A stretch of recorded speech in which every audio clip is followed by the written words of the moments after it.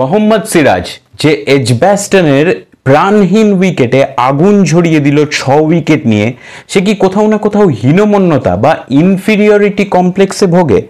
পরিসংখ্যান সেরকম কিছু ইঙ্গিত করছে।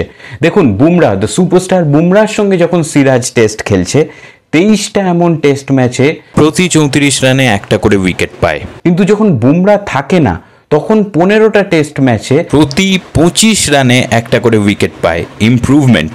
আবার শামি বুমরা দুজনের সঙ্গে যখন সিরাজ খেলেছে 6টা এমন টেস্ট ম্যাচে, তখন প্রতি 33 রানে একটা করে উইকেট পেয়েছে। এরা দুজনের সঙ্গে যখন সে খেলেনি, একা খেলেছে 12টা এমন টেস্ট ম্যাচে 22 রান পিছু একটা করে উইকেট পেয়েছে।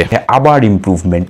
এটা এক হতে পারে ইনফিরিয়রিটি কমপ্লেক্স, দুই হতে পারে এমন ব্যাপার যে অনেক সময় হয় না যে ক্লাসের খুব ভালো স্টুডেন্টের সঙ্গে আপনি বসে গেলেন, অতটা বেশি কনফিডেন্স পাচ্ছেন না, এক্সাম খারাপ হয়ে গেল, কিন্তু সেই রকম কম্পিটিশন যখন নেই তখন আপনি আপনাকে মেলে ধরলেন, এরকম একটা জিনিস হতে পারে। থার্ড আর একটা জিনিস হতে পারে যে যখন সিনিয়ররা থাকে, বেশি এক্সপিরিয়েন্স বোলাররা থাকে, তখন সিরাজ একটু হালকা নিয়ে নেয়, বিভিন্ন জিনিস হয়তো ট্রাই করে এবং তখন হয়তো রান পড়ে যায়, কিন্তু একা যখন খেলে তখন দায়িত্বভার নিজের কাঁধে তুলে বেশি ভালো পারফরমেন্স করে।